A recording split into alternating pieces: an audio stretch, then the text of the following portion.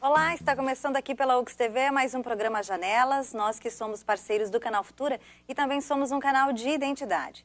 Hoje no programa a gente está recebendo aqui o professor Eduardo, ele que foi diretor, produtor, roteirista de um curta lá de 2004 que é Os Porra Loucas. Seja bem-vindo, professor. Muito obrigado, muito obrigado. Sim, esse curta-metragem que eu fiz, ele começou já em 96, né? Na época eu era estudante de publicidade na URGS, e tinha uma disciplina chamada Projeto Experimental.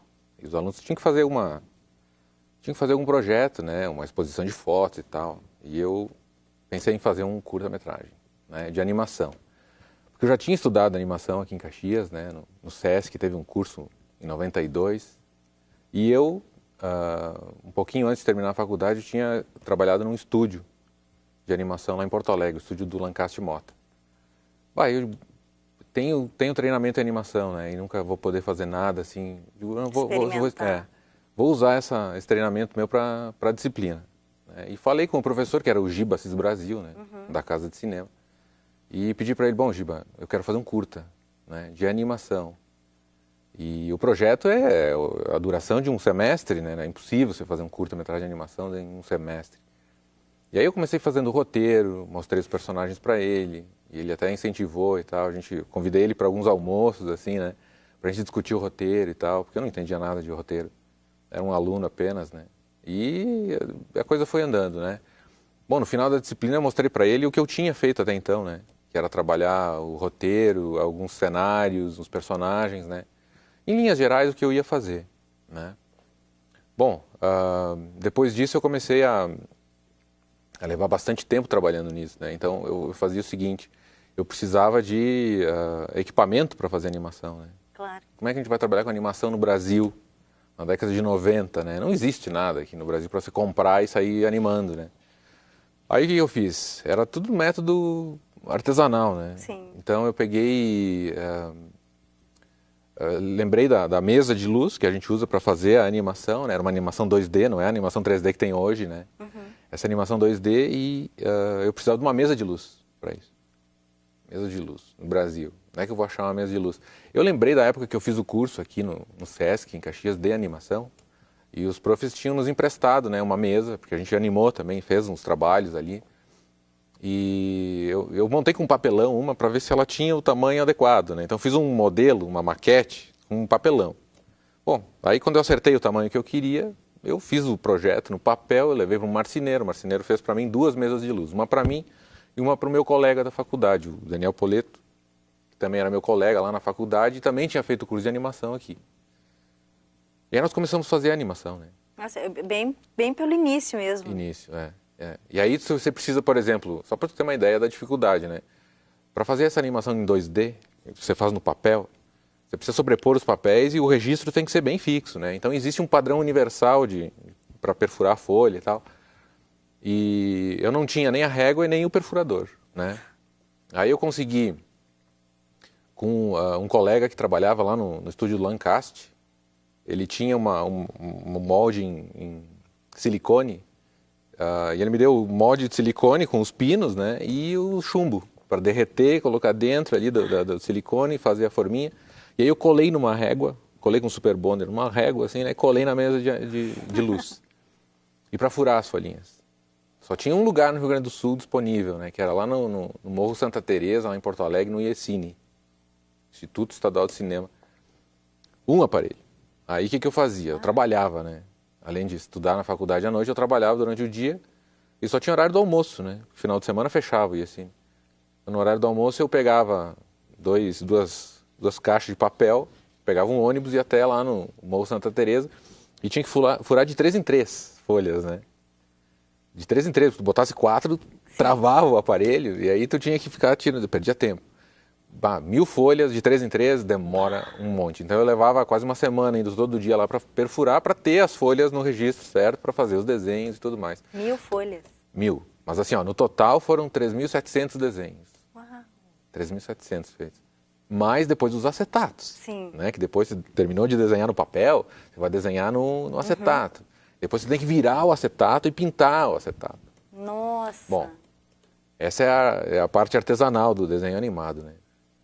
Bom, aí comecei a fazer as animações e tudo mais. Bom, e aí e a dublagem, né? E a trilha, como é que vai ficar isso, né? Sim, toda a parte de áudio. Sim, exato. Geralmente numa animação se começa pelo áudio. Você grava a voz dos personagens, dos dubladores, né? E depois você coloca a boca do personagem de acordo com a boca Claro. com o som, com a fala da fita, que você tem gravado uma fita, né? Bom, eu não tinha equipamento para gravar isso, eu não tinha ator para contratar, não tinha dinheiro para contratar ator, não tinha nada disso aí, né? Fiz um orçamento, porque eu queria colocar esse curta como naqueles fundos municipais, Sim, né, de incentivo à cultura e tal.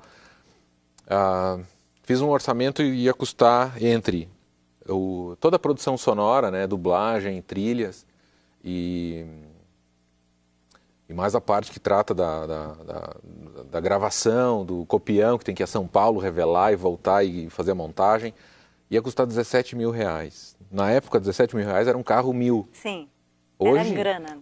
Muita. Hoje deve estar o quê? 35 mil reais. Esse seria o valor do curta naquela época, né? Fora a parte do tempo que você investe ali, que você nem computa, nem coloca na conta, né? E aí, o que eu vou fazer, né? 17 mil não dá, né? Não tem essa grana toda.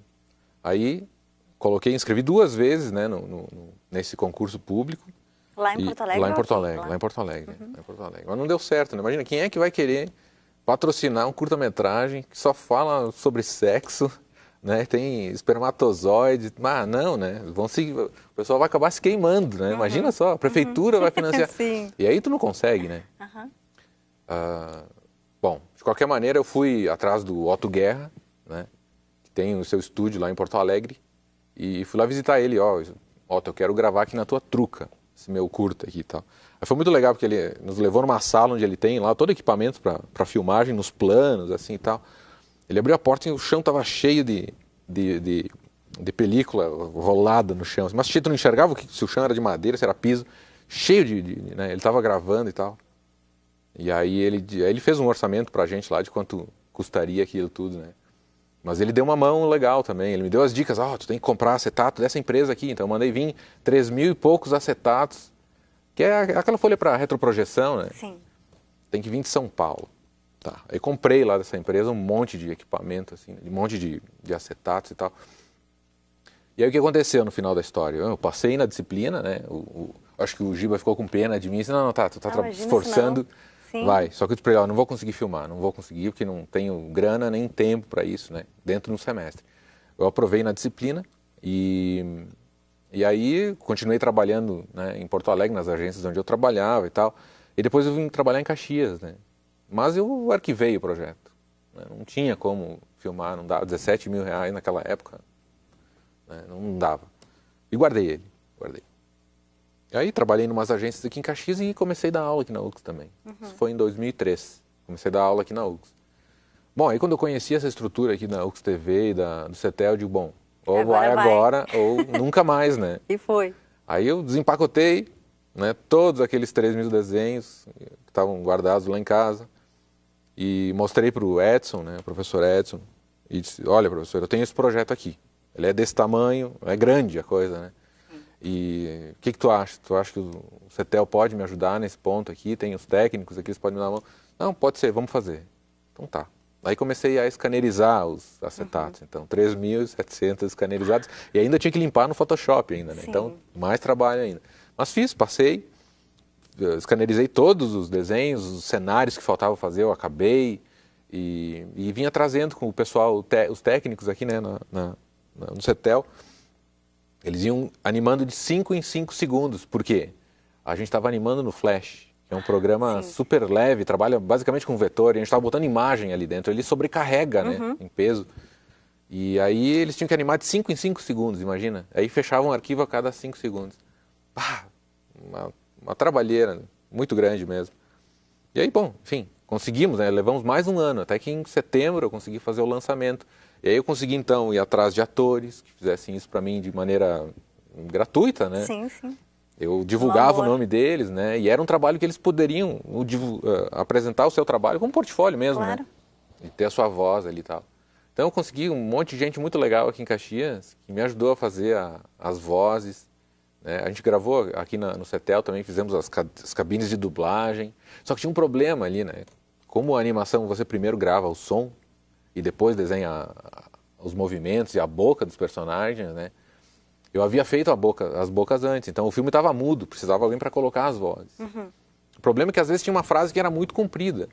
E o dublador, ele pegava o começo e o final, mas no meio ficava, Sim, né, ficava. não dava uma sincronia adequada. Então até a gente acertar isso, levou muito tempo para isso, mas levou muito tempo mesmo. Mas o resultado da animação, eu fiquei muito satisfeito, né, por ver os personagens que eu não havia até 2003, quando a gente começou a fazer animação. Eu não tinha visto como é que eles se animavam, Sim. né? Como é que acontecia a animação. Ela estava toda na minha cabeça.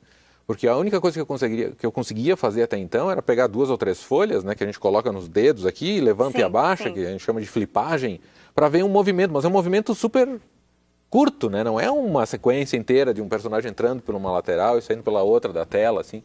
Não tinha como fazer isso, né? Então a animação toda estava na minha cabeça. Eu imaginei que ela ia acontecer Daí daquela quando maneira. tu viu tudo pronto. Bah, a primeira vez que eu vi um deles, eles se agarrando, assim, era um espermatozoide se pendurando num pentelho, assim. Eles penduravam que nem um Tarzan, assim, né? Fazia aquele movimento do cipó, assim. E aí eu digo, bah, vou pegar essa parte para fazer um pré-teste aqui, para mostrar até pro professor ali o que era animação, né? E aí o personagem se pendura e faz aquela volta e fica super leve, sabe? Eu digo, bah, acertei aqui, ó. Acertei isso aqui. Porque olha só, os grandes animadores, eles têm lá, eles fazem testes da animação que eles estão fazendo, eles revêem a animação. Eu não tinha como fazer teste, Sim. era tudo na cabeça. Claro, em algumas partes lá algumas partes não ficaram super legais, mas teve umas sequências muito interessantes lá, por exemplo, o personagem nadando, né, que o corpo inteiro vira, né, você faz o movimento para os dois lados e tal. Tava tudo na minha cabeça. E agora, ele vai funcionar ou não vai? Né? Foi ali quando a gente começou a colocar e eles começaram a se mexer. Eu digo, bah, beleza, está funcionando. Graças a Deus está funcionando. Porque para a animação ficar dura, ficar ruim, ficar muito quebrada, assim, muito robótica, ela acaba estragando assim, a sequência perde. e tal, né? Eu estava com muito medo disso aí, né? Estava com muito medo dessas Aqui. falhas, porque eu não sou expert em animação, eu sou um aventureiro, né, nessa área. Mas me meti e quis fazer um trabalho para mostrar para os meus netos, para meus filhos, E depois ficou. dizer, ó, é isso aí. Ficou super bacana. Bom, infelizmente a nossa conversa, assim, o tempo da conversa está terminando. A gente vai assistir agora na sequência, então, Ótimo. o curta que foi produzido. E tomara que, assim, que seja de incentivo mesmo, né, Leonardo, para que mais gente produza, que corra atrás. O universo da animação é fantástico. Sim, e para tu é também, incrível. né, vir atrás disso. Faz mais. Seria ótimo, mas eu vou precisar de uma equipe bastante grande para isso, né? Mas fica a dica de fazer, então. Obrigada, viu, pela entrevista. Eu que agradeço. E é isso aí, então. O programa Janelas de hoje vai ficando por aqui. A gente sempre lembra que se você gostaria de ver o seu curta sendo veiculado aqui pela UX TV, você pode mandar um e-mail para nós, uxtv@ux.br. A gente vai ficando por aqui, nós vamos assistir aí o curta de animação Os Porra Loucas, aqui do professor Eduardo, e a gente volta a se encontrar numa próxima. Até!